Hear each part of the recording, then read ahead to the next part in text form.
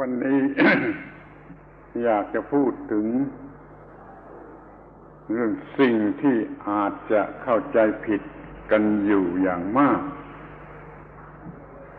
ในบรรดาท่านทั้งหลายที่มาสนใจพุทธศาสนา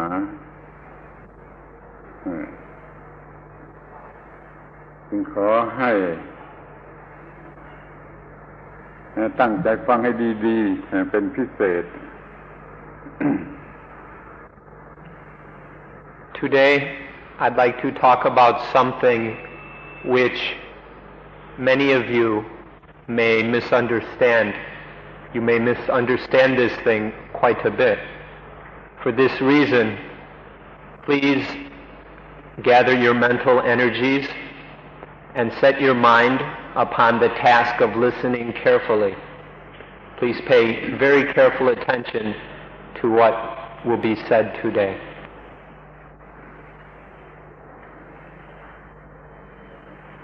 สิ่งนั่นก็คือสิ่งที่เราเรียกกันว่าความสุขความสุขคำนี้เป็นภาษาที่กำกวมเป็นคำพูดที่กำกวมแม้ในภาษาไทยแม้ในภาษาบาลีและเข้าใจว่าแม้ในภาษาอังกฤษเป็นต้น คือมีความหมายหลายอย่างนะจนปนกันยุ่งสำหรับสิ่งที่เรียกว่าความสุข The subject that we'll be talking about is sukha, or happiness. This is a word that is quite ambiguous, both in the Thai language, sukh, the Pali language, sukha, and the English language, happiness. In all three languages, this word has quite varied meanings and applications. Sometimes it can be difficult to understand quite what somebody means when they're speaking about happiness. So we will be speaking about sukha, or happiness, today. ความสุขตามที่คนทั่วไปรู้สึก หรือมีความหมายนั้นมันอย่างหนึ่งและความสุขชนิดที่เป็น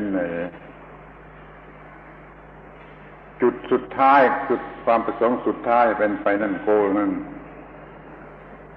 มันเป็นอีกอย่างหนึ่งนี่เขาก็มาปนกันเสียมันเลยทำให้เข้าใจสิ่งที่เรียกว่าความสุขนั้นไม่ได้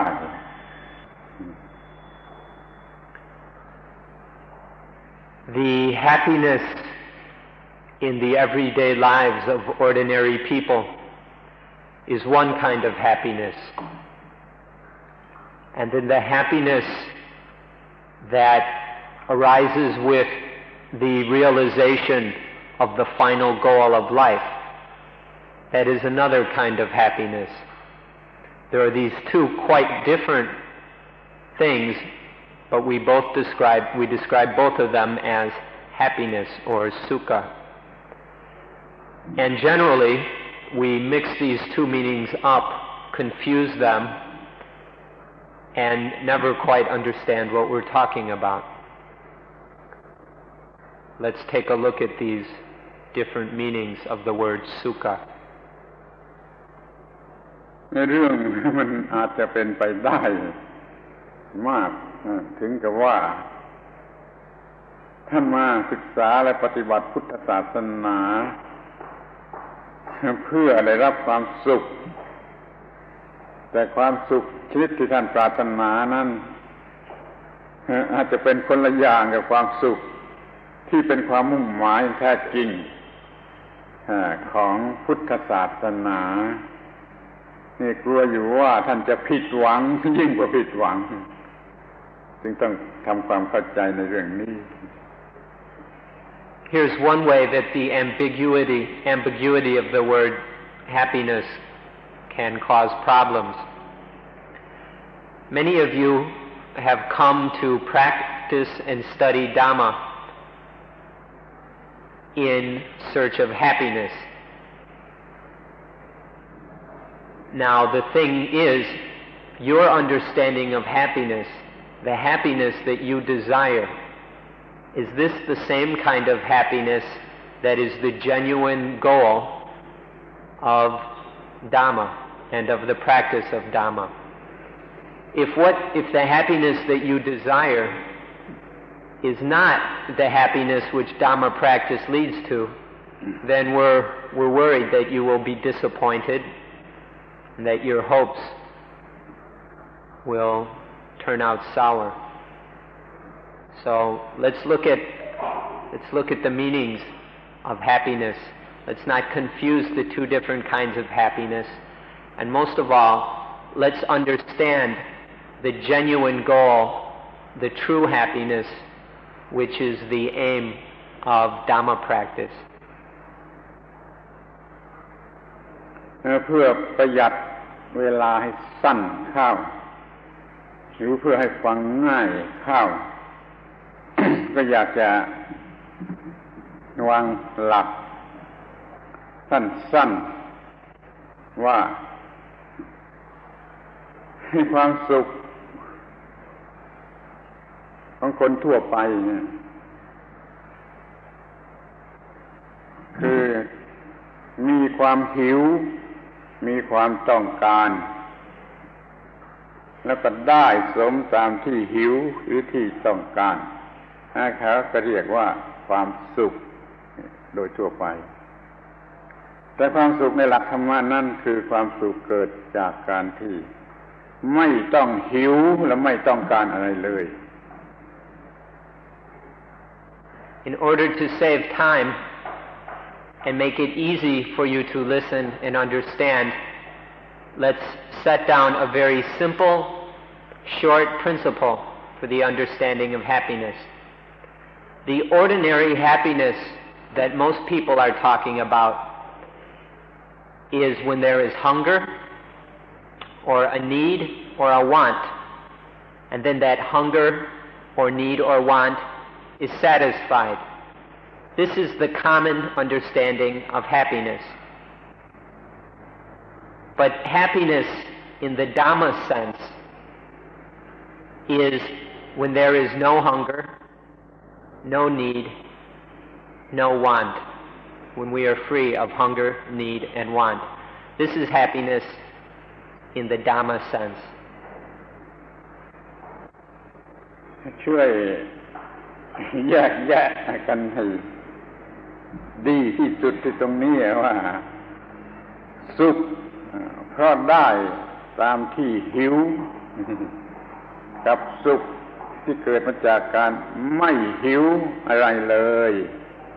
นี่มันต่างกันเท่าไหร่ขอร้องเป็นพิเศษให้เห็นชัด So let's be very clear about this. Please pay very careful attention to the distinction. Make sure that you understand. The common ordinary happiness is when hunger is satisfied. The satisfaction of hunger is common happiness. When there is no hunger at all, when there is no need of hunger, that is the happiness of Dhamma. Hunger satisfied is the first kind. No hunger at all is the Dhamma kind of happiness. ในชั้นแรกนี่ท่านคงจะพอสังเกตเห็นได้เองว่าเราควรจะแยกความสุขออกเป็นสองชนิดคือความสุขอย่างตามธรรมดาโลกตามวิสัยโลกในโลกคือได้ตามที่หิวแล้วความสุขชนิดหนึ่งเหนือโลกเหนืออิทธิพลของโลกนั่นคือ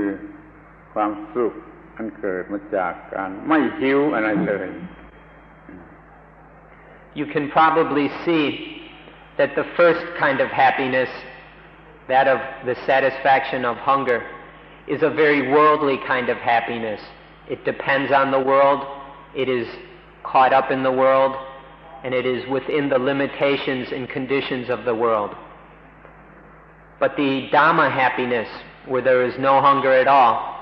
this is above the world. This is a transcendent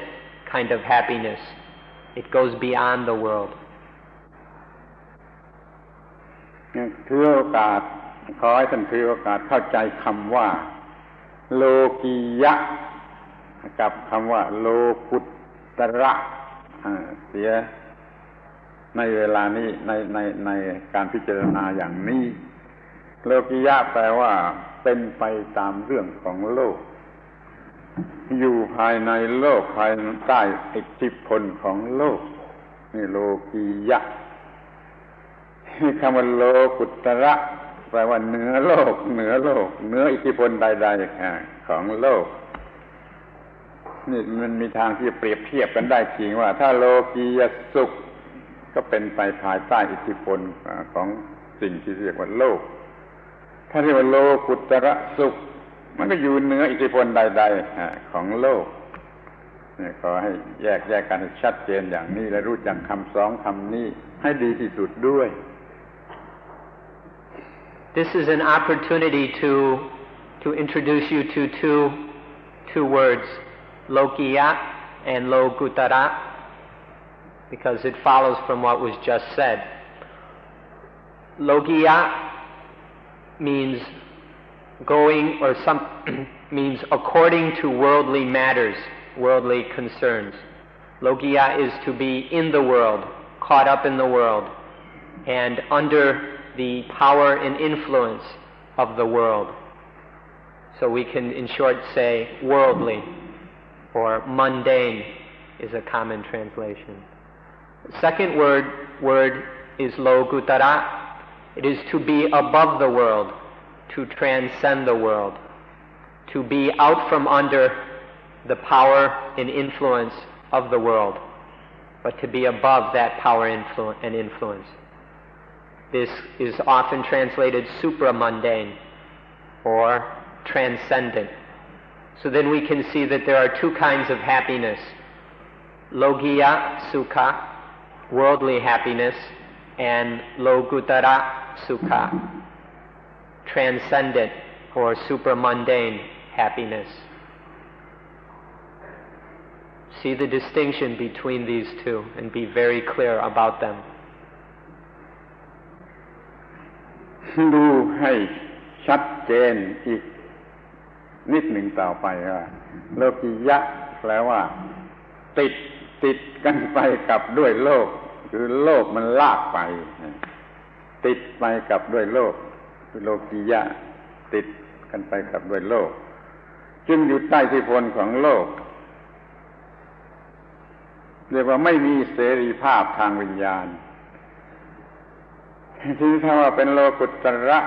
มันก็แปลว่าเหนือโลกคือหลุดออกจากโลกแล้วก็เหนือโลกมันก็มีเสรีภาพทางวิญญาณเพราะนั้นเราควรจะได้คำพูดอีกสองคำว่าสุขที่ไม่มีเสรีภาพกับสุขที่มีเสรีภาพโดยสมบูรณ์ Let's look at these even a bit closer. Let's go a little bit deeper into these meanings. Lokiya means to be stuck in the world, to be caught up and trapped in the world, so that the power and influence of the world dominates. Lokutara is to be released, and this Lokiya, this being stuck in the world, is to be not free. This is a lack, the absence of spiritual freedom, of spiritual independence. Lokutara is to be released from the world, to get unstuck, to be above its power and influence. Lokutara, or this transcendent state, is spiritual freedom. So these two kinds of happiness, the worldly and the transcendent, the first kind is a happiness that is not free. It is a kind of slavery, this sort of happiness.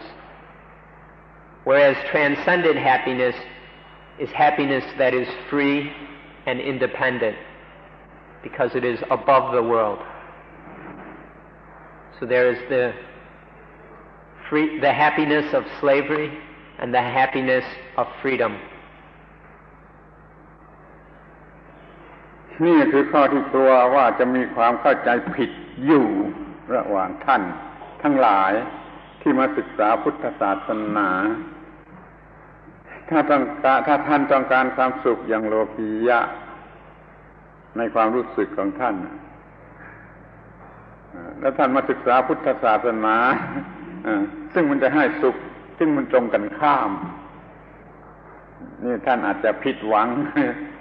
หรือไม่ได้สิ่ง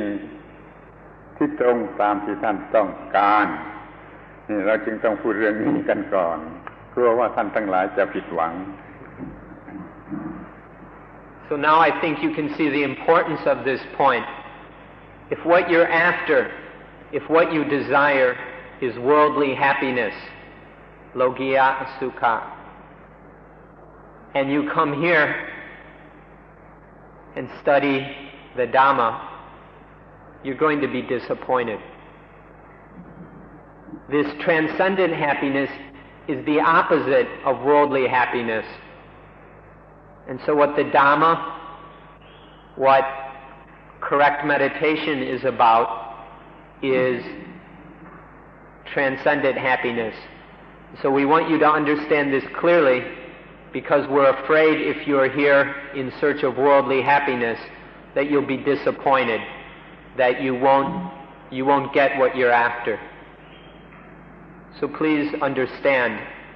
these two kinds of happiness, and then you'll understand what Suan Mok is about.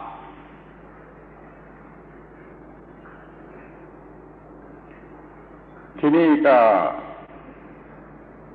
เข้าใจว่าท่านได้มีความเข้าใจความผิดกันความต่างกันระหว่างสุขทั้งสองเกิดสุขที่ได้ตามที่หิว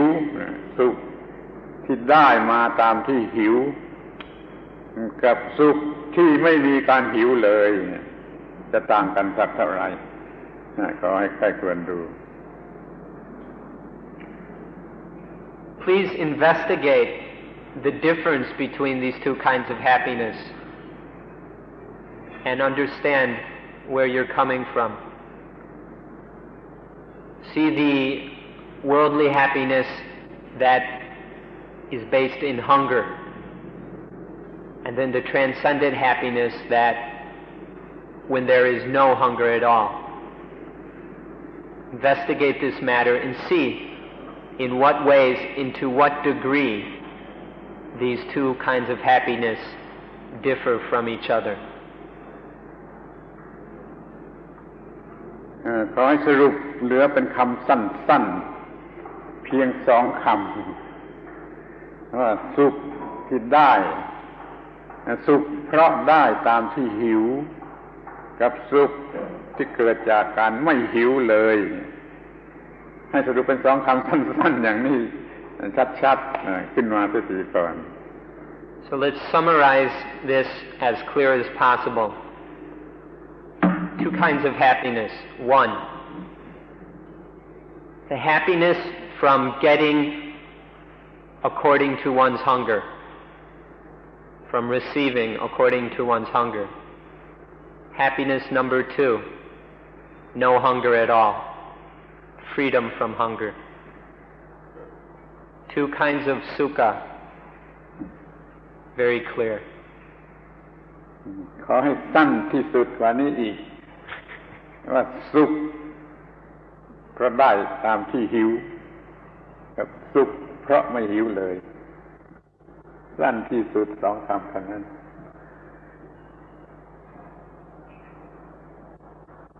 He wants me to do that even shorter. Let's see. I'll try. The first one is hunger satisfied. Okay. แล้วก็ no hunger. Hunger satisfied and no hunger. สุขอย่างหนึ่งเกิดมาได้เกิดจากการที่ได้ตามที่หิวสุขอย่างหนึ่งไม่หิวเลยที่นี่เราก็จะได้พิจารณากันต่อไปว่า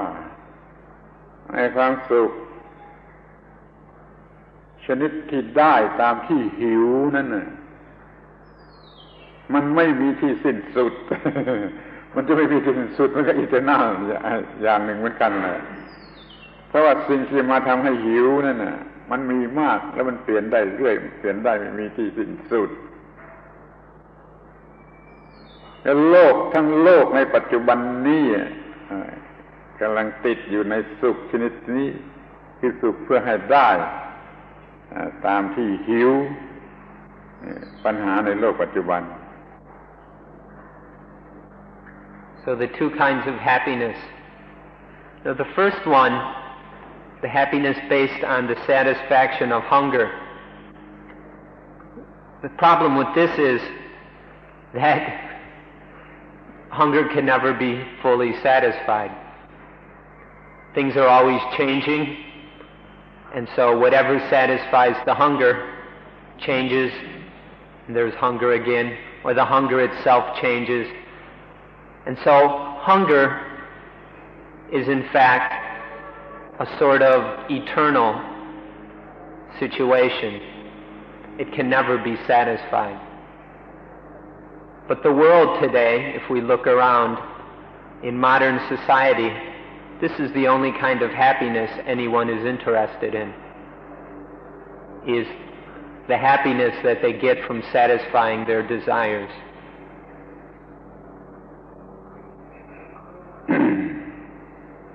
สมมติว่าเราได้เป็นเจ้าของโลกทั้งหมด Universe Cosmos ทั้งหมดเป็นของเราคนเดียวความหิวจะหยุดได้ไหมจะหยุดหรือยัง Imagine if you, just you, were the owner of the world, of the universe, of the entire cosmos. You own everything. Now that you're the owner of everything, does hunger stop? Can it stop? ขอให้ทุกคนเดี๋ยวนี้ลองคิดดูด้วยจิตใจของตนเองว่าถ้าตนเป็นผู้ได้อย่างนั้นแล้วความหิวจะหยุดไหมหรือว่าจะต้องการยูนิเวอร์สที่2ที่3ที่4 So take a look in your own minds and hearts. Take a very close look and see. If you were to get everything that you could possibly desire, to the point where you owned everything in the universe, would your hunger cease? Would the hunger stop? Or once you owned the entire universe, would you hunger for a second universe? Would you desire a third universe? Look in your own hearts and minds and see if it's this way or not. ขอให้มองดูในข้อที่ว่าความหิวเป็นอะไรก็ไม่รู้แต่เป็นสิ่งที่หยุดไม่ได้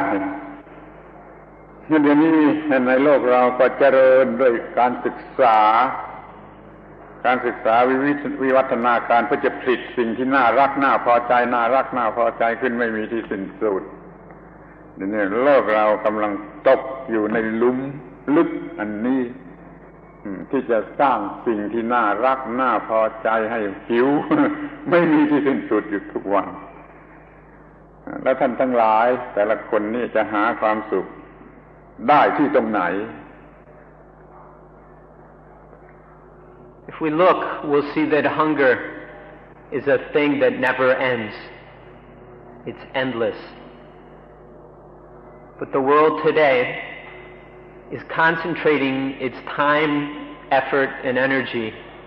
towards building and producing things which are lovely and satisfying. The economies of the world are designed solely to satisfy hungers. And so we've dug ourselves a very deep, deep hole in this orientation of our lives, where we are only concerned with satisfying hunger. So take a look inside and see where happiness really is. Is the present way of things going to really bring happiness?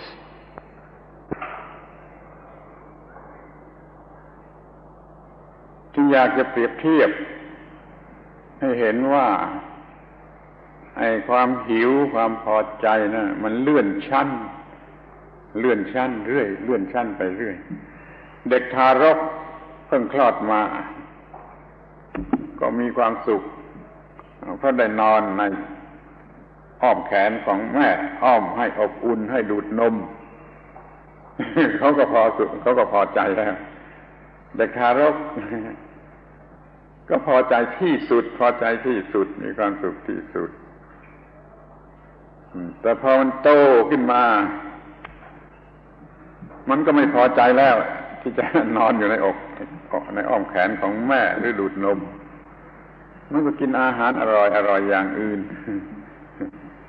จนเด็กบางคนก็พูดว่าจะกินเนื้อเตะหมดจานแล้วก็จะไปขี่บานประตูที่หมุนไปหมุนมาได้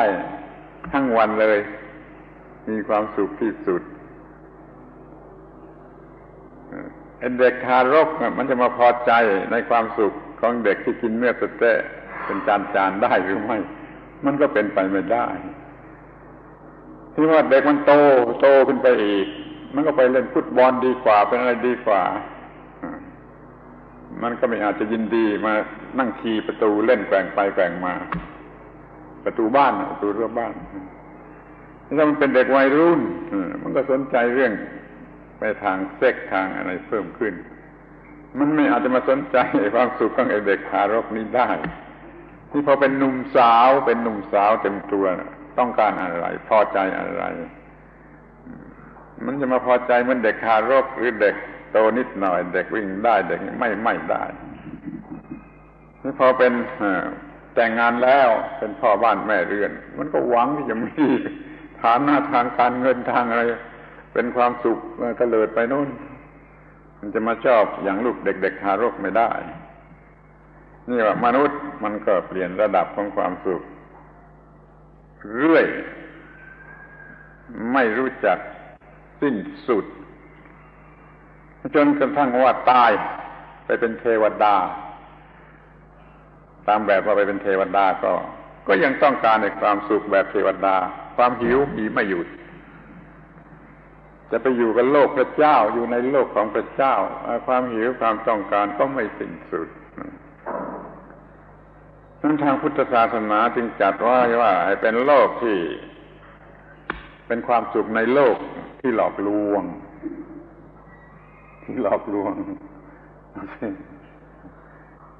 The happiness of the world, the happiness of human beings proceeds by levels. There are steps and stages to human happiness. The infant, the young infant, is completely happy when it is cuddled in its mother's arms and can suck milk from her breast. This is the happiness of an infant. In this situation, the infant is completely happy. But then as soon as it grows a little further, gets a little bigger, this no longer satisfies it. The mother's breast isn't enough. Now it's learning about all kinds of other foods. And so its happiness is based on these other kinds of food, sweets, hamburgers, junk food, Rice Krispies, whatever. And also in being able to run around the house and the yard. It's no longer satisfied in its mother's arms. It needs to be able to run around in the house. This is a young child. And then it grows a little older.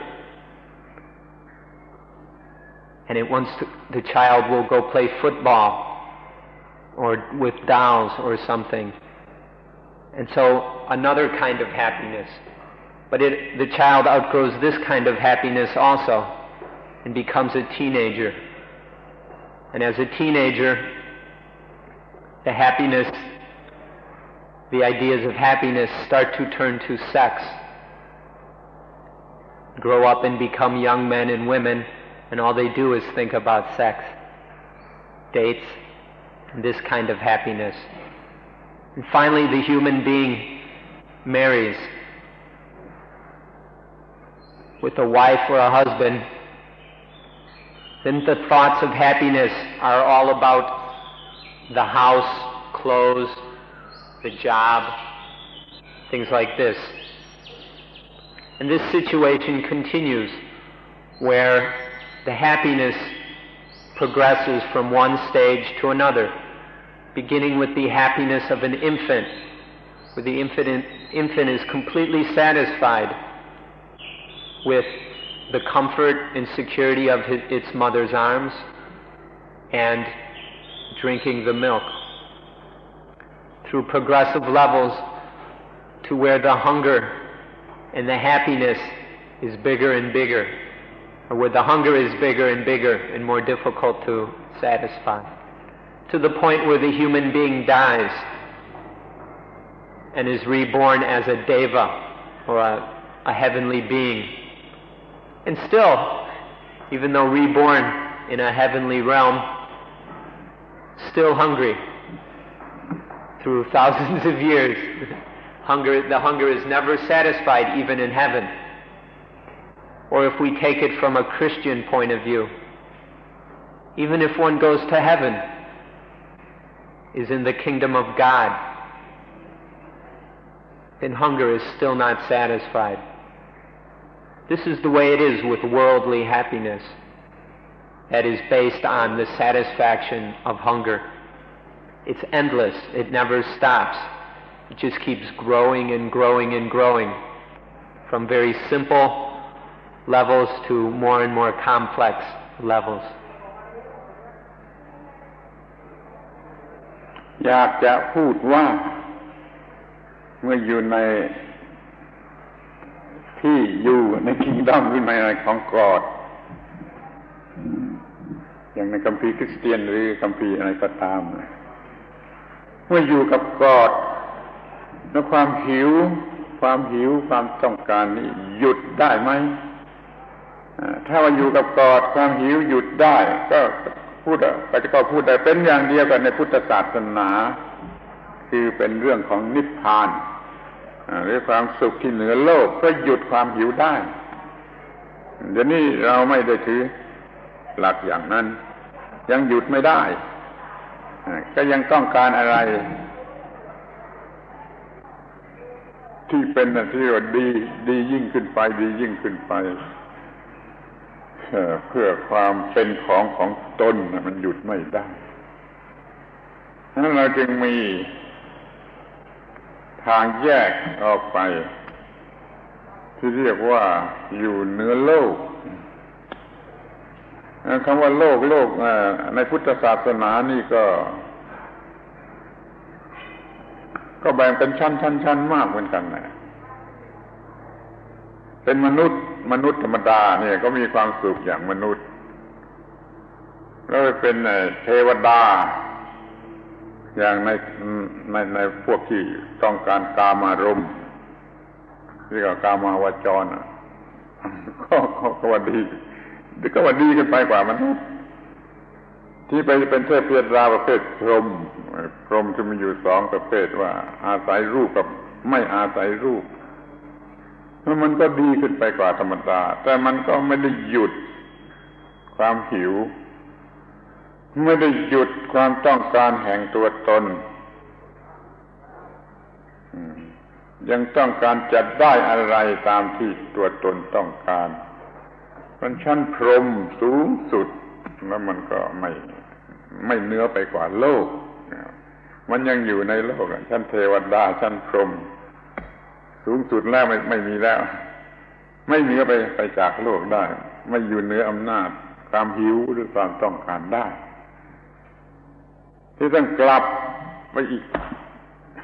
ทางหนึ่งคือทำลายความหิวเสียให้ได้ไม่ต้องการหิวไม่มีความหิวมันมีความสำคัญส่วนลึกอยู่ที่ว่ามันไม่มีความรู้สึกว่าเซลล์ว่าตัวตน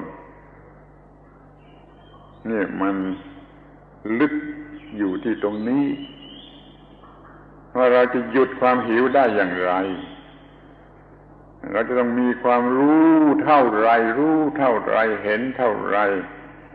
จึงจะหยุดความรู้สึกว่าตัวตนจะได้มิฉะนั้นก็ยังมีแต่ตัวตนซึ่งอยากจะให้มีอะไรเพิ่มขึ้นแก่ตัวตนอยู่นั่นเองเนี่ยคอยรู้จักชั้นระดับของความได้ความสุขว่ามันมีอยู่อย่างนี้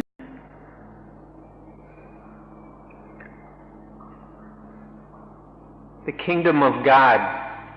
we're not sure what individual Christians exactly believe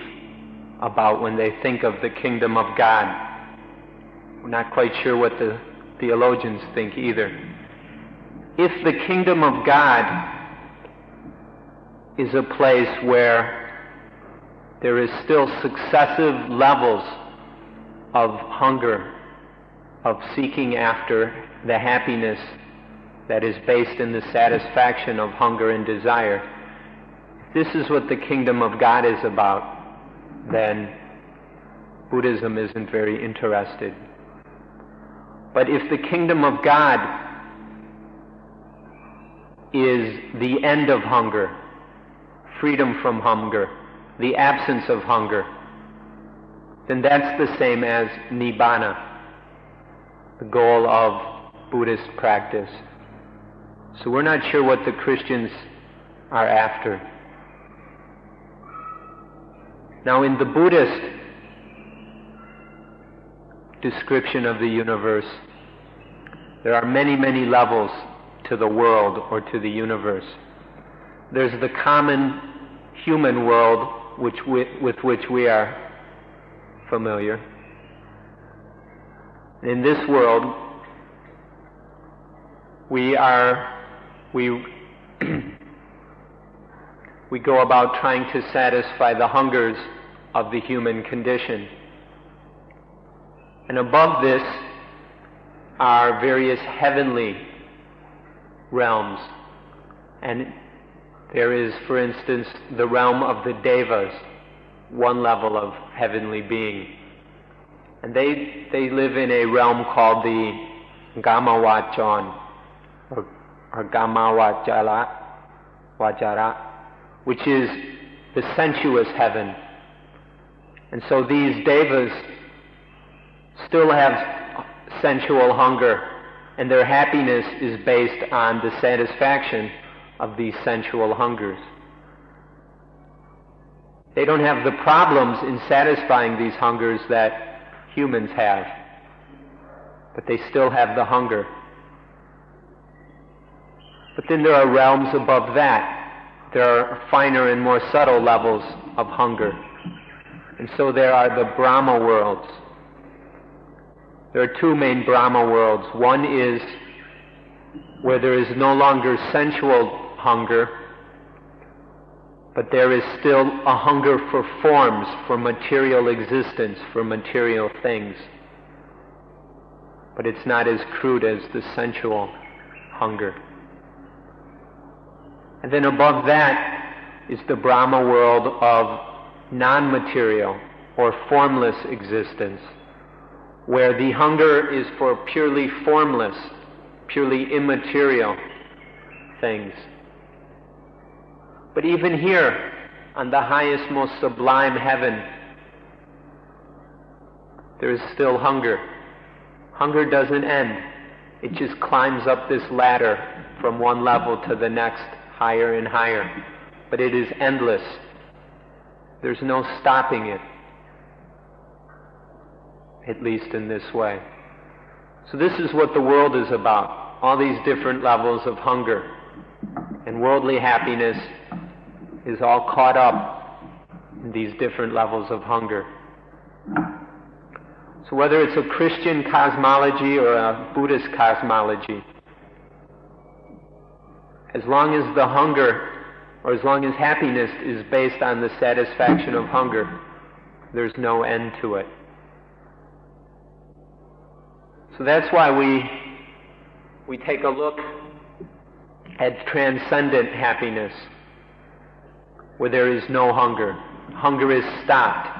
We end hunger. We let go of hunger. This is true happiness. Now this kind of happiness, when there is no hunger, when there is freedom from desire, is when the I, the me, the self, the myself no longer exist. When these illusions, when these deceptive false concepts no longer arise in the mind. So we need to see the connection between the end of hunger and the cessation of the illusion of self, the illusion of I and me and mine.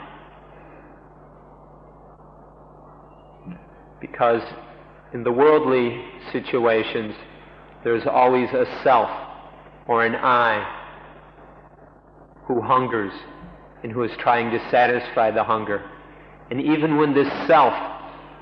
works its way up to the highest Brahma realm, where the hunger is only for immaterial things,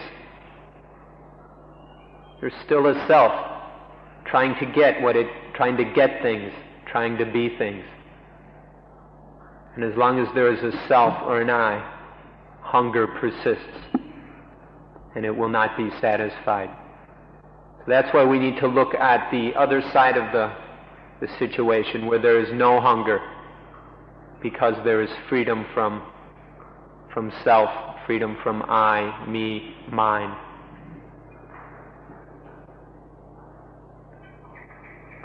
เมื่อมาถึงขั้นนี้เมื่อมาถึงตอนนี้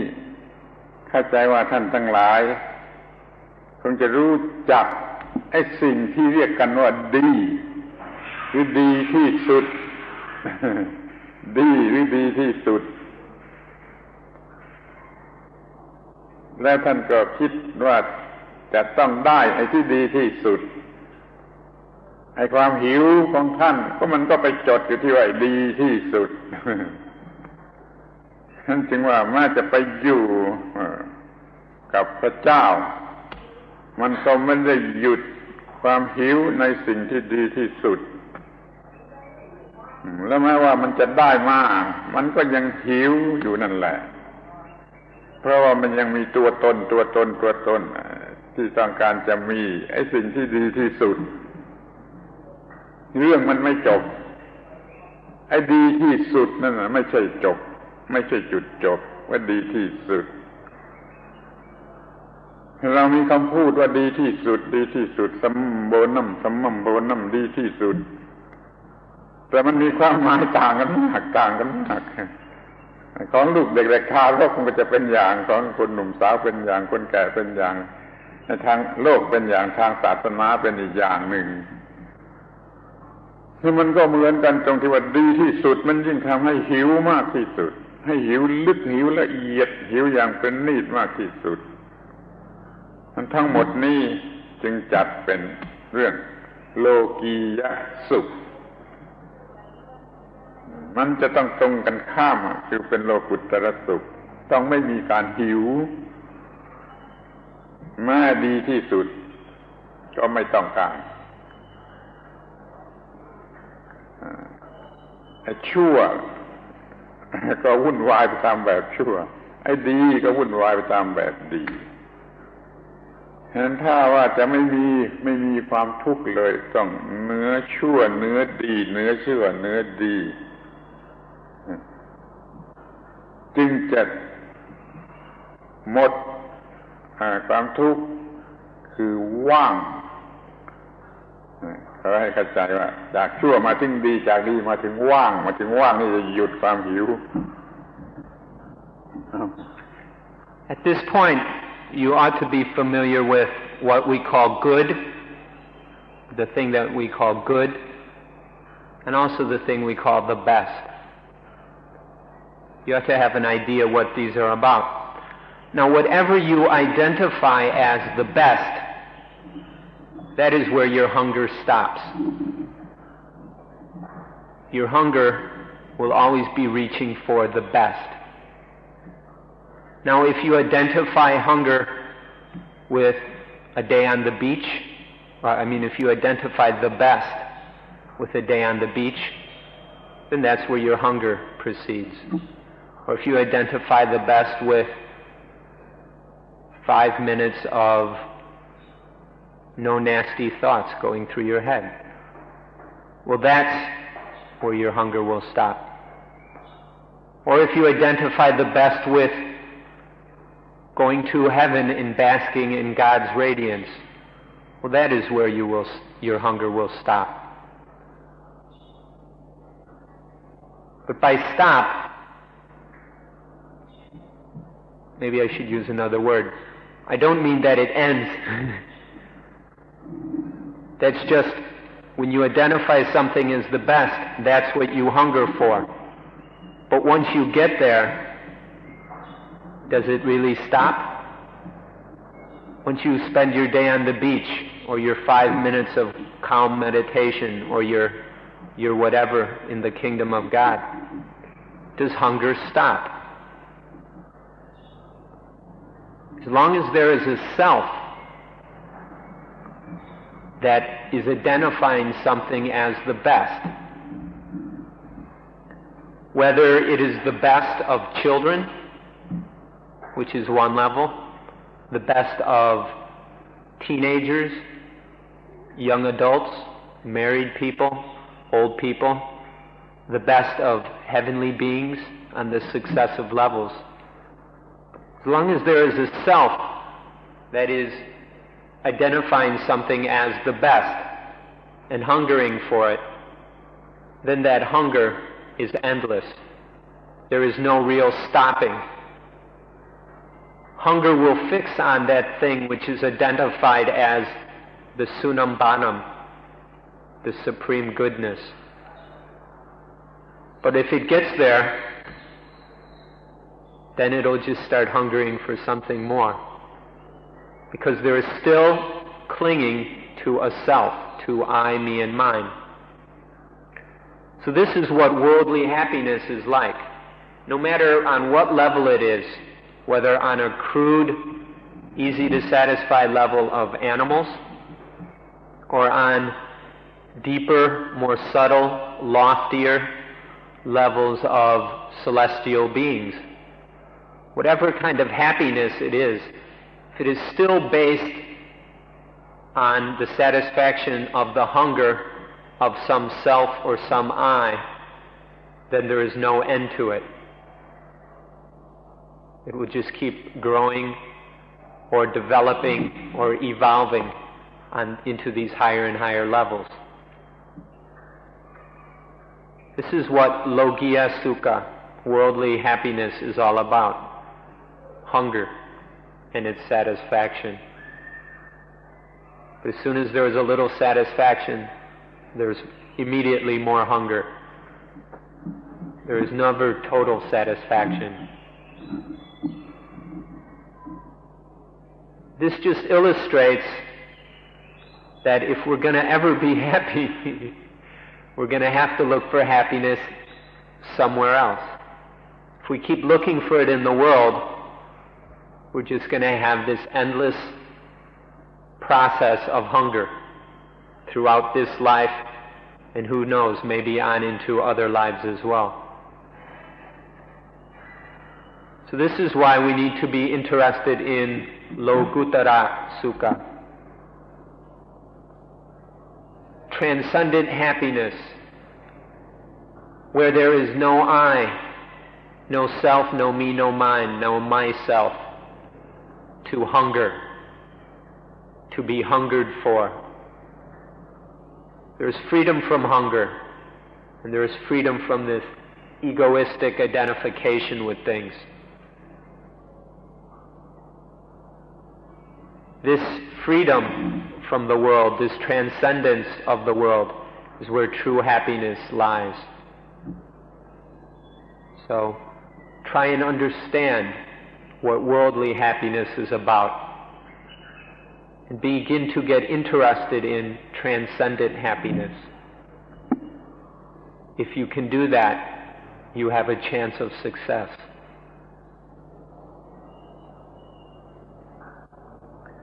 ถ้าท่านเป็นคริสเตียนเคยอ่านคัมภีร์ไบเบิลมาแล้วมันจะง่ายขึ้นอีกมากถ้าท่านเข้าใจข้อความตอนต้นๆที่พระเจ้าห้ามไม่ให้ผัวเมียคู่นั้นกินผลไม้ของต้นไม้ที่ทำให้รู้เรื่องชั่วและดีและชั่วเพราะถ้ากินแล้วจะต้องตายถ้าท่านเข้าใจเรื่องนี้ท่านจะเข้าใจพุทธศาสนาได้เว้นไว้แต่จะตีความกันเสียคนละอย่างเมื่อเราไม่รู้ว่าชั่วว่าดีเราก็ไม่มีattachทั้งชั่วและดีเราก็ว่างเราก็ไม่เป็นทุกข์พอเรารู้เรื่องชั่วและดีเราก็attachที่ดีเราก็ต้องเป็นทุกข์เพราะความattach เพราะ attachment นั่นเพราะฉะนั้นขอให้เข้าใจว่าไอ้สิ่งสูงสุดนั้นไม่ใช่สิ่งที่ดีที่สุดถ้าพระเจ้าถ้าจะอธิบายพระเจ้าเป็นสิ่งที่รวบรวมแห่งสิ่งที่ดีที่สุดชาวพุทธรับรองไม่ได้รับไม่ได้เพราะว่าชาวพุทธต้องการจะขึ้นไปเหนือความหมายของคำว่าชั่วและดีถ้าคำว่ากอดหมายถึงประชุมแห่งความดีทั้งหมดและชาวพุทธรับไม่ได้แล้วมันก็รวมอยู่ในคำที่พระเจ้าบอกว่ารู้ชั่วและดีจะต้องตายนะถ้ามันไม่รู้ชั่วและดีมันไม่ยึดถือมันไม่เป็นทุกข์หรืออีกทางหนึ่งมันรู้ชั่วและดีไปจนถึงกับว่าไม่ยึดถือชั่วและดีมันก็ไม่เป็นทุกข์เหมือนกันนั่นจุดสูงสุดของมนุษย์ที่จะพ้นทุกข์นั่นต้องอยู่เนื้อดีเมื่ออยู่เนื้อดีมันก็ไม่รู้จะหิวอะไรไม่รู้จะหิวอะไรความหิวมันหยุดแต่มันหายไปทั้งบุคคลที่จะหิวผู้ที่จะหิวก็หายไปด้วยความหิวก็ไม่มีนี่เป็นไฟนั่งกูของพุทธศาสนา Now this thing called the best, which we each identify and attach to in our own way, it doesn't come alone. If there is the best, there is also the worst. When there is good, there is evil or bad. So when we're still looking at things in terms of good and the best, this drags with it the worst and the bad. For this reason, there's no freedom. This hungering after the best keeps us entangled with the worst. Always wanting good things keeps us cluttered up with bad things. This is because of the illusions and limitations of our own understanding. And that's why chasing after the best is just a self-perpetuating hunger. The way out of this hunger is voidness, emptiness, the freedom from I, from self,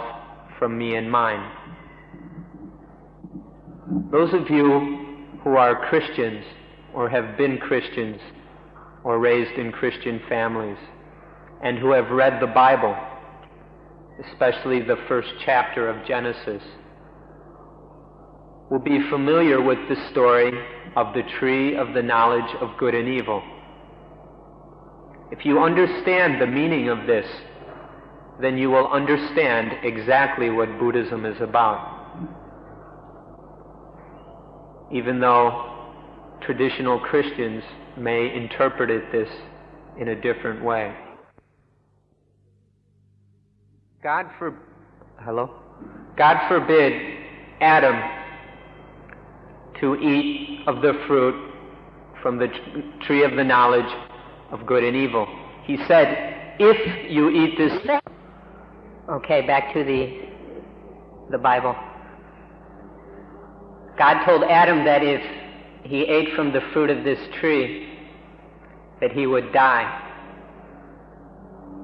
Now, the fruit of the tree of the knowledge of good and evil is to start distinguishing things as good and as evil. It's the beginning of dualistic thought. And once one gets trapped in this, there is death. There is death because there is a self. All dualistic thought comes out of the illusion of a self, the separation of a self from the rest of nature. So with this original dualism grows into the dualism of good and evil,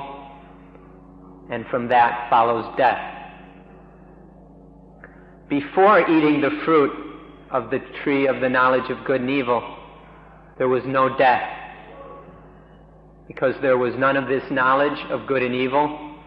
none of this dualistic thought. There was no self, no I, no me, no mine. Now, Adam's children,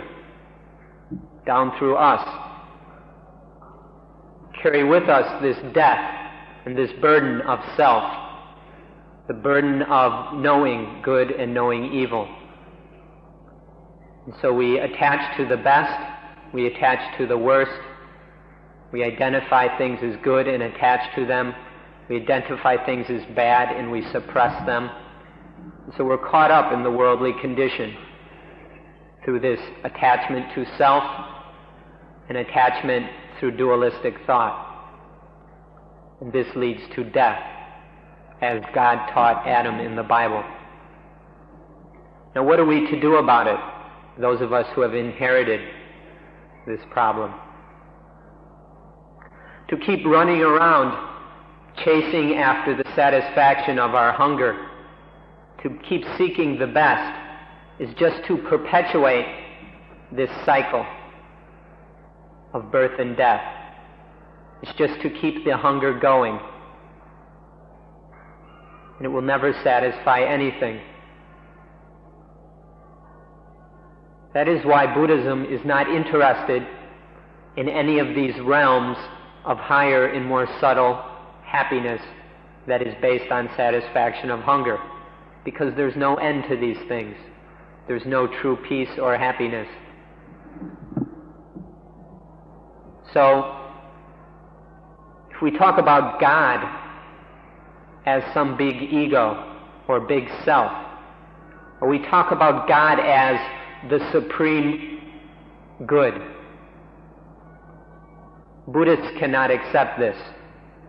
To say that the highest thing, the supreme thing in the universe is the highest good, or is the collection of everything good,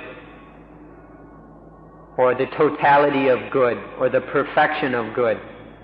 Buddhists cannot accept this,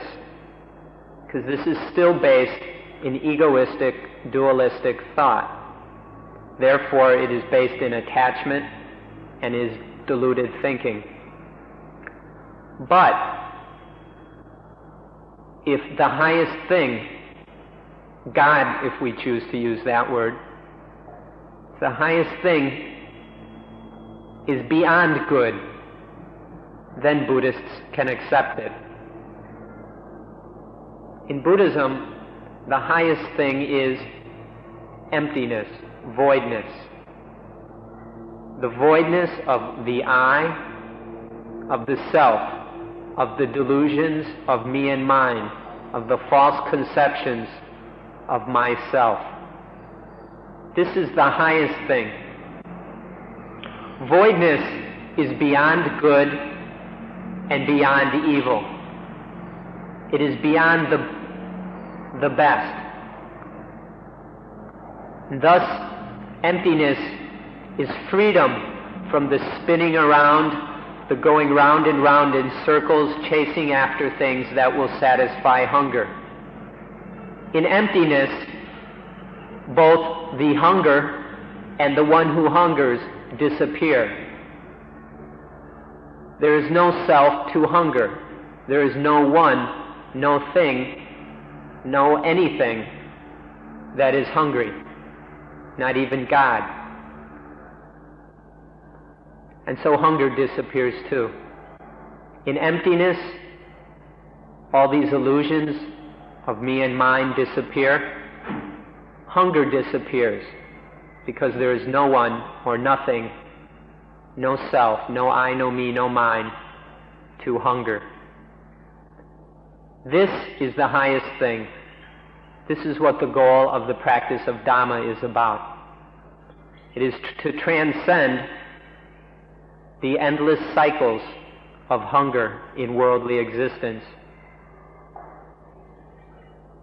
and to be free of hunger, free of self, free of the one who hungers. This is emptiness or voidness. It's the highest thing.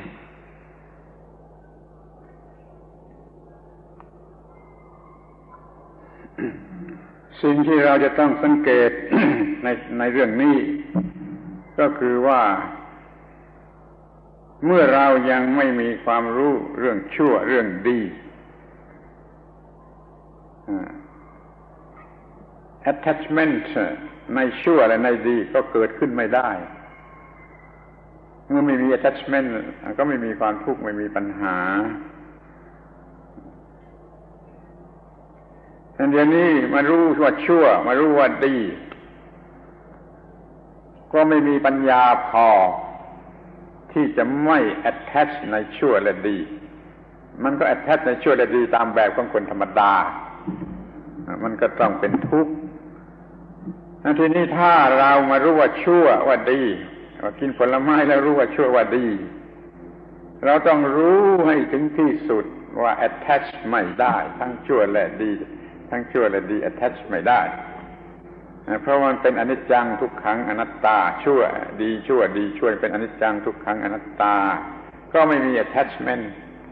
ก็คือไม่ตายอีกเหมือนกันเมื่อเราไม่รู้เรื่องดีเรื่องชั่วไม่มี attachment แต่นี่เรารู้เรื่องดีเรื่องชั่วแล้วเราต้องรู้ถึงขนาดที่ไม่มี attachment ในสิ่งที่ดีและชั่วผลก็จะเป็นอย่างเดียวกันนั่นขอให้มีความรู้เรื่องดีและชั่วในลักษณะที่จะไม่มี attachment เดี๋ยวนี้เราทุกคนก็ได้กินผลไม้นั่นเข้าไปแล้วทุกคนได้กินผลไม้นั่นเข้าไปแล้วคือรู้ดีรู้ชั่วแล้ว หน้าที่ต่อไปมันก็เหลืออยู่แต่ว่าจะต้องรู้ว่าทั้งดีและทั้งชั่วนั่นน่ะไม่ควร attach กับมันคือต้องไม่ attach กับมันจึงจะไม่ตายนี่ขอให้เข้าใจหัวใจของคริสเตียนหรือของพุทธศาสนาว่าจะได้พูดว่าอย่างเดียวกันแต่คนมาแปลความหมายตีความหมายเป็นคนละอย่างเสียเองเอาสิ So the knowledge of good and evil is a central concept in both Buddhism and Christianity. Back before there was knowledge of good and evil, it was impossible, when there is no knowledge of good and evil, it is impossible to attach to good and evil. When there is no attachment to them, then there is no dukkha. There are no problems. But what happens after the fruit of the tree of the knowledge of good and evil has been eaten? What happens after we know good and evil? We know good and evil, but we lack the wisdom to stay in control of the situation. And so we go and attach to good, or we attach to evil as they arise. in the way of ordinary human beings. So we just go around attaching to good things and attaching to bad things. This is what happens after eating that fruit. This attachment brings with it dukkha, it brings with it all the problems of life, and it brings with it death. These are the results of eating that fruit: dukkha and death. But for those of us who have knowledge of good and evil, there's no going back to that point where we don't know good and we don't know evil. But what can be done, what must be done, what is our duty and responsibility, is to learn that this good and this evil that we have knowledge of, that they should not be attached to, that they must not be attached to. Don't attach. Learn how to not attach. Learn to not attach. Stop attaching to good and evil. And so, though the knowledge of good and evil will remain, attachment to them will cease. And when attachment to them ceases, then there will be no dukkha and no death, just as it was with Adam and Eve in the Garden of Eden before they ate that fruit. For us, there's no going back to a state of innocence, but there still is the need and the necessity of going beyond attachment and being free of dukkha and death. This is the essence or the heart of both Christianity and Buddhism, even though some Buddhists and some Christians will understand things in quite a different way. But if you understand this, then you will have the key to genuine happiness, to freedom, and to the end of hunger.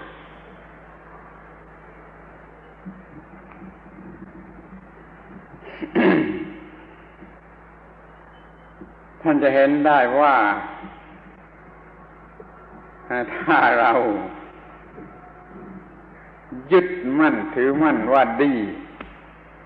แล้วก็หิวในสิ่งที่เรียกว่าดีถ้าเรามีสิ่งที่ดีกว่าแล้วก็หิวในสิ่งที่ดีกว่าถ้าเรามีสิ่งที่ดีที่สุดแล้วก็หิวในสิ่งที่ดีที่สุดน่าจะดีที่สุดเท่าไรมันก็ยังให้เกิดความหิวเมื่อยังมีความหิวมันก็คือปัญหาที่จะเกิดความทุกข์ถ้าเรามีความรู้ขึ้นอยู่เหนือดีที่สุดคือว่างไม่ชั่วไม่ดีคือว่างก็ไม่มีปัญหาอะไรนี่คือยืนเหนือปัญหาเหนือความทุกข์เป็นหลุดพ้นออกไปได้เรียกว่า emancipated ตามหลักของพุทธศาสนาฉะนั้นเมื่อเราไม่หิวโดยประการทั้งปวงทุกอย่างมันจึงจะเป็น the final goal ที่แท้จริงถ้ายังมีความหิวอยู่มันไม่มี final goal ได้เพราะมันยังหิวอยู่เสมอไปไอ้ความหิวนั่นแหละจะเบียดเบียนเรามันเป็นความหิวอย่างละเอียดอย่างเป็นนิดที่สุดจนมองไม่เห็นจะเข้าใจไม่ได้มันก็ยังเบียดเบียนเราอย่างละเอียดที่สุดอย่างที่จะมองเห็นไม่ได้นั่นคือเราศึกษาเรื่องนี้จนว่าเราจะมีชีวิตชนิดที่ไม่มีความหิวเอาเท่านี้ก่อนนะ When we know the good, we hunger for the good. When we know the better, then we hunger for what is better. And when we know what the best is, then we hunger for the best. And then we find something that is even more the best, even better than the best, and hunger for that. We hunger for the best. We're always caught up in this hunger.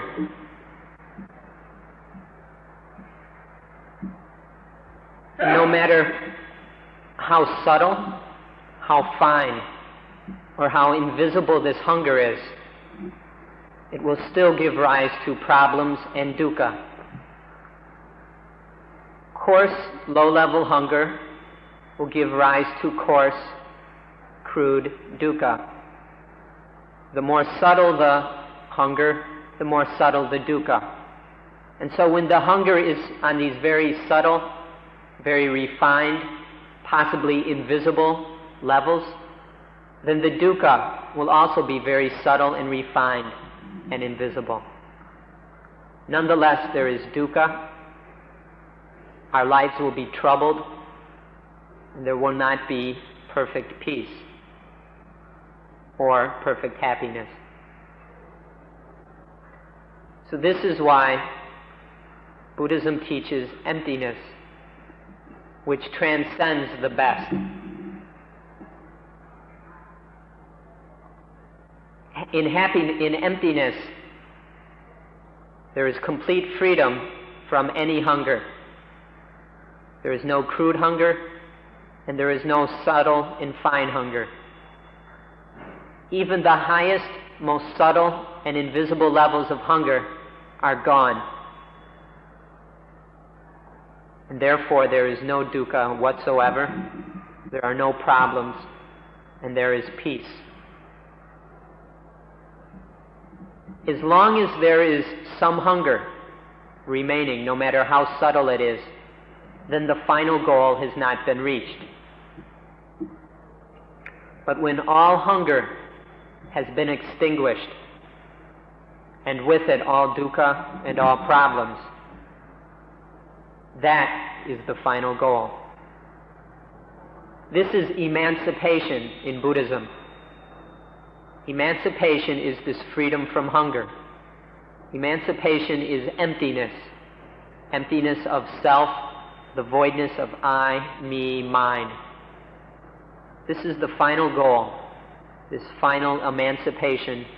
liberation, and freedom.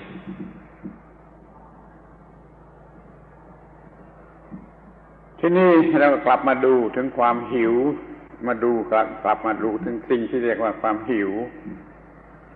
ควรจะทราบว่ามันเป็นอยู่สองชั้น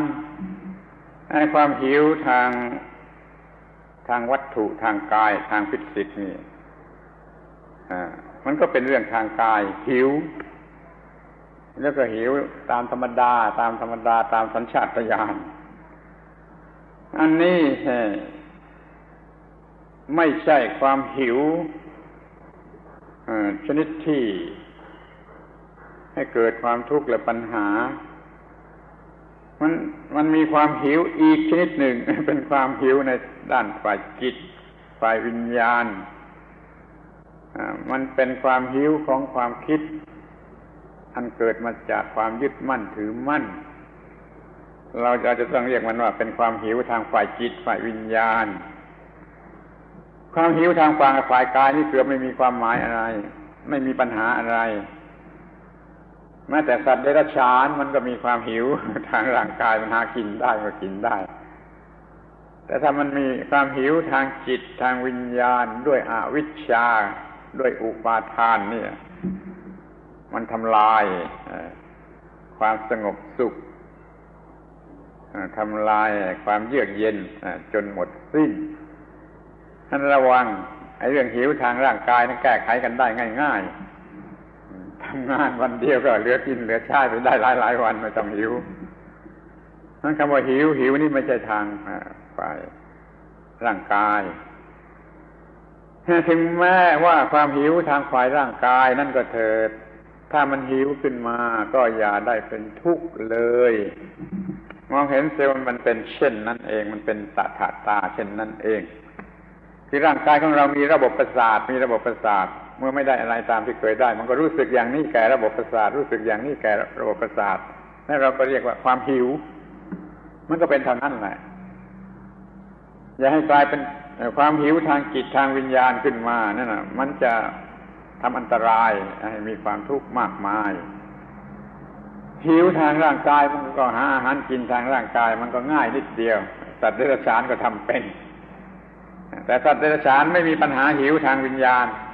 เพราะว่าจิตมันยังต่ำอยู่มนุษย์มีความสูงทางจิตทางวิญญาณก็หิวสูงขึ้นไปจนเป็น attachment ตัณหาคือความอยากอุปาทานคือความยึดมั่นถือมั่นนี่มันเป็นเรื่องจิตทั้งหมดหิวในระบบจิตสงบไม่ได้เย็นไม่ได้ถ้ายังมีความหิวทางวิญญาณเราเป็นเศรษฐีมีเงินมากมีของกินเต็มบ้านมีอะไรครบถ้วนหมดแต่เราก็ยังหิวทางวิญญาณเรามหาเศรษฐีก็ยังหิวทางวิญญาณแล้วจะอะไรมาแก้ไขนี่คือหลักธรรมะที่จะหยุดความหิวอย่างโง่เขลานั่นเสีย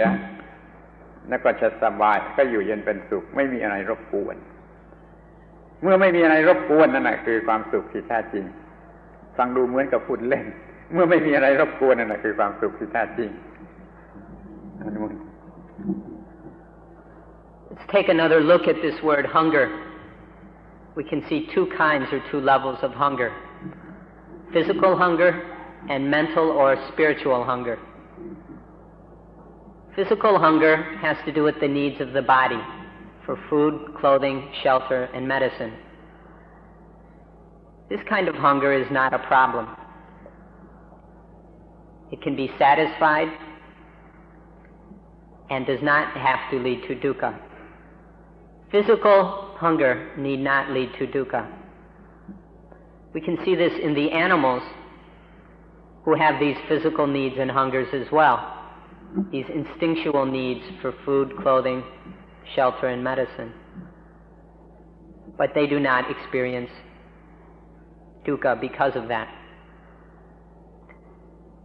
The problem with human beings is that our minds have developed beyond the minds of mere animals. In animals, the minds are still on a relatively low level, where they do not make physical hunger into spiritual hunger. They do not attach to their physical hunger and cause it to be a spiritual hunger which leads to dukkha. But in human beings, the mind has evolved onto a much higher level. And on this level, there is lots of attachment. This highly evolved mind of the human being gets caught up in dualistic thought and attaches to things. It clings to things. And this is what gives rise to spiritual hunger and dukkha. So if we can see these two kinds of hunger, the physical and the spiritual, and distinguish between them, then when there is a physical need, it can be recognized. When it is recognized, it can be dealt with in a wise, mindful way, so that no problems arise. If this physical hunger is recognized as it is and is dealt with wisely, that means there will be no attachment to it as my hunger, as my problem, or as I, or me. So physical hunger remains just physical hunger and is not a problem, nor is it dukkha. So if we can stop attaching to these physical needs and physical hunger, then it is possible for spiritual hunger to stop. See that this spiritual hunger is where the real problem is. This attachment to good and bad, to this and that, to me and you. See that this spiritual hunger, this attachment, is the cause of all our problems and the cause of dukkha.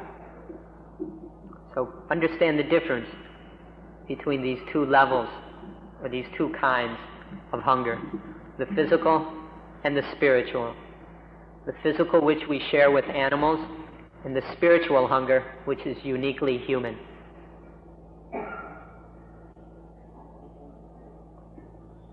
ทีนี้เราก็ดูเห็นว่าหิวทางฟิสิกส์เนี่ยไม่รบกวนอะไรนะแก้ไขได้ง่ายๆเมื่อหิวขึ้นมาก็ไปหามากินสนองได้แต่ถ้าหิวทางวิญญาณทาง spiritual ยิ่งให้กินยิ่งหิวยิ่งให้กินยิ่งหิวยิ่งให้กินมากๆยิ่งหิวมากนี่มันเป็นปัญหาอย่างนี้เราจึงถูกรบกวนอยู่ด้วยความหิวทางวิญญาณเชื่อว่าท่านทั้งหลายทุกคนเนี่ยถูกรบกวนอยู่ด้วยความหวังการที่ท่านมาที่นี่ศึกษาธรรมะนี่ก็ได้หวังอะไรอย่างใดอย่างหนึ่งท่านก็ถูกรบกวนอยู่ด้วยความหวังความหวังก็เป็นความหิวทางวิญญาณชนิดหนึ่งต้องจัดการกับมันให้ดีๆอย่าให้มันทำอันตรายเอาแล้วก็หาวิธีที่หยุดความหวังเสียได้มีชีวิตอยู่ด้วยสติปัญญาอย่ามีชีวิตอยู่ด้วยความหวังเรามักจะสอนเด็กๆให้มีชีวิตอยู่ด้วยความหวังไม่ถูกต้องมันเป็นความหิวทางวิญญาณอยู่เรื่อยไปทรมานมันจะเจ็บไข้และจะตายก็ได้นั้นอยู่อย่างไม่มีความหิวแม้แต่ทางวิญญาณมีสติปัญญาทำอย่างไรก็ทำไปไม่ต้องหวังอย่าหวังดีกว่าถ้าหวังเป็นหิวทางวิญญาณถ้าเราไม่มีความหิวทั้งทางกายทั้งทางวิญญาณเนี่ยคิดดูเถิดว่าจะมีความสุขสักเท่าไรจะมีความสุขอันไหนยิ่งไปกว่าความสุขอันนี้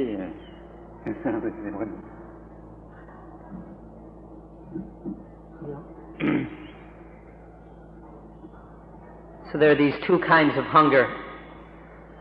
The hunger on the physical level need not be any sort of problem. When any of these kind of hungers arise, such as a need to eat, then just go and eat. Take care of the situation wisely and with mindfulness, and then there will be no problems. No attachment and no spiritual hunger will arise. Physical hungers, physical needs can be taken care of in this way. It's quite simple,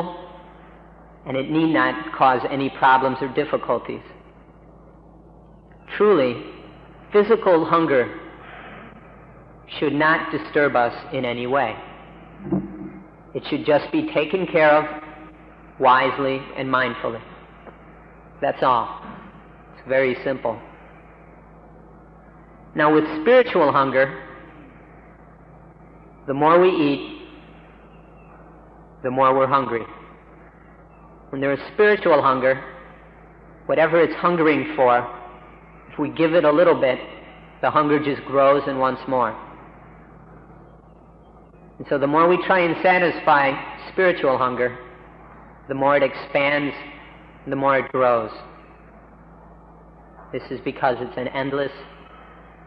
unsatisfiable kind of hunger. ที่นี่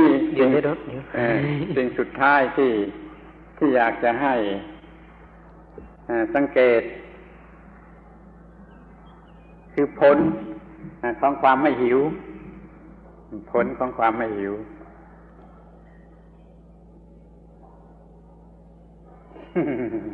Okay, I'm getting confused here. Now most of you came here with some kind of hope or wish or expectation.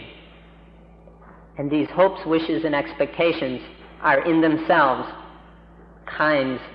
of spiritual hunger. So be careful about these hopes and wishes and expectations. A problem in the world is that most children are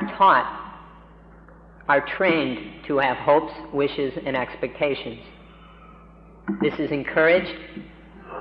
and much of our modern education is based on these hopes and expectations. It gives rise to competition, all kinds of tests, psychological tests, and all sorts of things. But these hopes and expectations can never be satisfied because they're just another kind of spiritual hunger. And so when we go and teach our children, encourage them to hunger in spiritual ways, what good are we doing them or anyone else? We should just teach children to learn how to satisfy physical hunger in mindful and wise ways. And rather than teach them to develop spiritual hunger, teach them to not attach to it, to let go of spiritual hunger. And when there is no spiritual hunger, when there is no physical hunger is dealt with wisely and mindfully, and there is no attachment which gives rise to spiritual hunger. In the absence of both kinds of hunger, can you imagine what that kind of bliss, what that peacefulness and joy would be like? Can you picture it? The total absence of all hunger. Think about it. So finally, we'd like to say a few things about what it's like, about the results, the fruit of the total absence of hunger. ทีนี้จะพูดผลดีของความไม่หิวครับ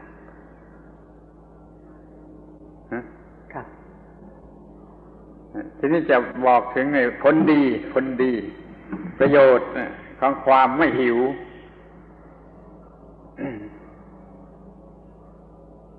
จะต้องขอร้องให้ท่านทั้งหลายได้ฟังแล้วก็จำคำอีกคำหนึ่งคำพูดอีกคำหนึ่งซึ่งเป็นคำสำคัญที่สุดคือคำว่าวิเวกะในบาลีวิเวกะถ้าเป็นไทยก็วิเวกอินไทยนะครับวิเวกะอินบาลีมันมีคำแปลตามภาษาตามทางตัวหนังสือว่าเดี่ยวหรือหนึ่งอย่างยิ่งutmost aloneness คุณมาอธิบายกันเองวิเวกะ literally utmost aloneness เดี๋ยวนี้ท่านรู้จักมันน้อยวิเวกะมีถึง3ทางวิเวกะทางกายทางฟิสิกส์ไม่มีอะไรมารบกวนทางกายทางวัตถุแล้ววิเวกะทางจิตทางเมนตัลไม่มีอิโมชันใดๆมารบกวนเช่นเซ็กซ์เช่นในความกลัวความวิตกความรักความโกรธความเกลียดความกลัวไม่รบกวนนี่เรียกว่าวิเวกทางเมนตัลแล้วอันที่3วิเวกทางสปิริตชัวลไม่มีความรู้สึกยึดมั่นถือมั่นว่าตัวตนหรือของตนมารบกวนมีวิเวกอยู่ถึง3ชั้นถ้ามีทั้ง3ชั้นเรียกว่าท่านอยู่คนเดียวเพียงแต่ไม่มีอะไรรบกวนทางกายอิโมชันรบกวนก็ไม่เรียกว่าวิเวกอิโมชันไม่รบกวนแต่ความรู้สึกคิดนึกว่ามีตัวฉันมีของฉันมีนี่รบกวนอยู่ก็ยังไม่วิเวกต้องไม่มีความรู้สึกว่าตัวฉันว่าของฉันรบกวนแล้วก็จะไม่มีความหิวใดๆรบกวนไม่มีความหวังใดๆรบกวนเราอยู่คนเดียวจิตอยู่คนเดียวที่สุดนี่คือความสุขตามความมุ่งหมายในพุทธศาสนาเป็นวิมุตติ emancipation สูงสุดในพระพุทธศาสนา อยากจะให้รู้จักคำว่าวิเวกมีอยู่3ชั้นอย่างนี้ก่อน So now we'll say something about the fruit, the results of the end of hunger. To explain this, we'd like to introduce one more word. We'll use a Pali word, and please try and remember it, even though we realize these are new words, and it's a new language. This new word is viveka, viveka, viveka. In Thai, it's vivek, vivek. In Pali, viveka. This word means utmost aloneness, utter solitude, to be alone. There are 3 levels to viveka. There's the physical, the mental, and the spiritual. Physical viveka is when nothing disturbs one on the physical level. There are no physical disturbances. Then one is alone physically. One is in physical solitude. But even if there is physical viveka, there may not be much happiness. There are many people who turn into hardcore meditators and go running off to caves or forests or soundproof rooms or isolation chambers, seeking physical aloneness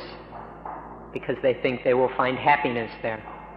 But if there is just physical solitude, but not mental solitude, they will not find much happiness. Mental solitude is when no fears, no emotions, no loves, hates, frustrations, jealousies, envies, and worries disturb the mind. When these things do not disturb the mind, then there is mental viveka. There can be mental viveka even in a crowded room when we are with many other people. It is not dependent on physical viveka. Now, when there is physical viveka and mental viveka, this is still not the highest happiness. This is not the goal of meditation. This is not the goal of Buddhism. Just to have physical and mental solitude, or to be alone physically and mentally. That's not the end. It's not the final goal. Thus, there is the third and highest level of viveka. This viveka is when there is the spirit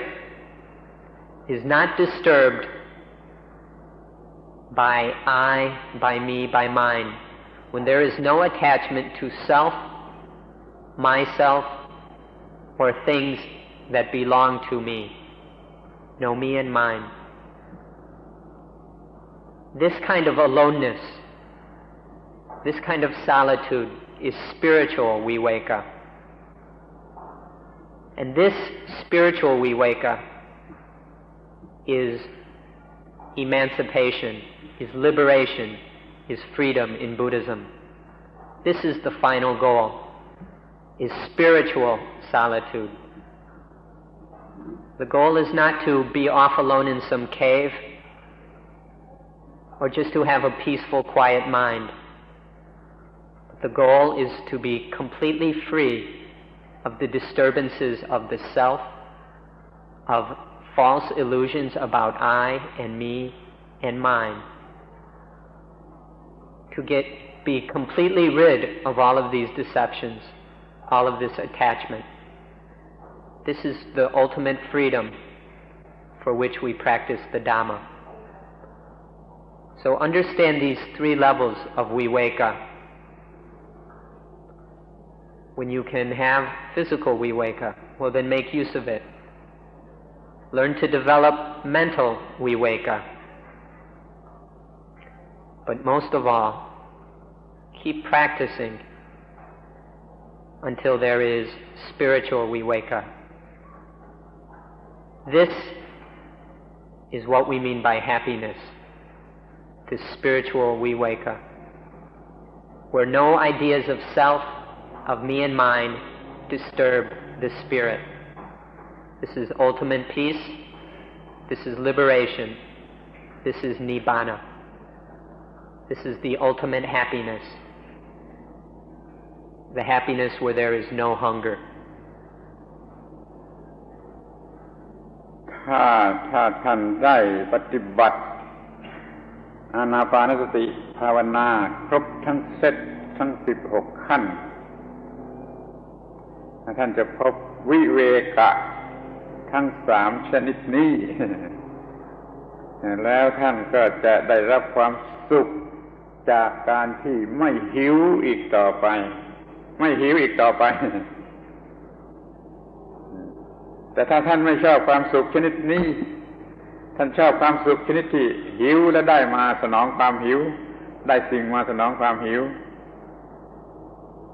มันก็ช่วยไม่ได้มันช่วยอะไรไม่ได้พุทธศาสนาจะช่วยอะไรไม่ได้เพราะพุทธศาสนาต้องการจะกำจัดความสุขความเพลิดเพลินชนิดที่มีสิ่งมาสนองความหิวมีสิ่งมาสนองความหิวนี่เราต้องการให้หมดไปเราต้องการวิเวกะชนิดที่ไม่มีความหิวไม่มีความหิวมารบกวนนี่จึงมีความคิดตั้งแต่ทีแรกว่ากลัวว่าเรานี่ยังเข้าใจผิดกันอยู่เมื่อพุทธศาสนาต้องการจะให้อย่างนี้และท่านก็ไม่ต้องการท่านก็ต้องการอย่างนั้นท่านก็จะเสียเวลาเปล่าจึงพูดว่าถ้าท่านต้องการความสุขที่เกิดมาจากการสนองให้แก่ความหิวแล้วก็เราก็ไม่มีอะไรจะพูดแต่ถ้าเราต้องการความสุขเกิดมาจากการไม่หิวอะไรเลยแล้วเราก็มีเรื่องจะพูดแล้วเราก็ได้พูดมาแล้วแล้วก็เราหวังว่าถ้าท่านประสบความสำเร็จในอานาปานสติภาวนาแล้วท่านจะได้รับความสุขอันแท้จริงเกิดจากความไม่หิวอะไรเลยขอยุติการบรรยายวันนี้ไว้เพียงเท่านี้ If you are able to practice mindfulness of breathing, anapanasati bhavana, completely and successfully through all its steps and stages, then you will come to know these three kinds of viveka. You will know physical viveka, where nothing disturbs one physically. Mental viveka, well, there are no mental disturbances. And finally, spiritual viveka, where no delusions of self disturb the spirit. Through the practice of anapanasati, if it is fully developed and fully practiced, these three kinds of viveka will be known. It is not necessary to bring in other methods or practices. Anapanasati by itself, at least according to the Buddha and Ajahn Buddhadasa, is sufficient to experience and realize these three kinds of aloneness, these three kinds of solitude. And for this reason, we encourage you to fully develop and correctly understand and practice anapanasati in order to understand this kind of happiness that results when the three kinds of solitude, of aloneness, are experienced. We want to make this kind of happiness very clear to you because we were afraid that some people might be here looking for something that we cannot provide. Buddhism is interested in the happiness that results from no hunger. If you are interested in the happiness that results when desires are responded to when your hungers are satisfied, then there's nothing we can do to help you. If this is what happiness is for you, then Buddhism cannot help you in any way. Buddhism is not about this kind of happiness. But if you are interested in the happiness that results when there is no hunger, when there is physical aloneness, mental aloneness, and spiritual aloneness, meaning that nothing disturbs the physical, nothing disturbs the mental, and nothing disturbs the spiritual. If you are interested in this kind of happiness, then Buddhism has much to offer you, and we will do whatever we can to aid you in your development of this true happiness. In order to know and realize this genuine happiness, we encourage you to come to understand Anapanasati and practice it properly and correctly. Avoid attaching to any wrong ideas or any right ideas, but practice Anapanasati in a balanced, proper way. If you do that, if you continue practicing it and fully develop it, it will lead to these three kinds of viveka. It will lead to the true kind of happiness which is not dependent on worldly satisfaction of hunger. This is what Buddhism is about. This is what Anapanasati is for transcendent happiness, the freedom of hunger, freedom from hunger, where there is no hunger at all. At this point, we'll close today's talk. Thank you all for coming and for making use of Suan Mok. Thank you very much. ขอบคุณที่เข้ามาใช้สวนโมกให้เป็นประโยชน์ขอบคุณ One more thank you for coming and making use of Suan Mok, for giving Suan Mok value. Without anyone coming here, Suan Mok would have no value whatsoever. So, thank you for giving this place some worth and value.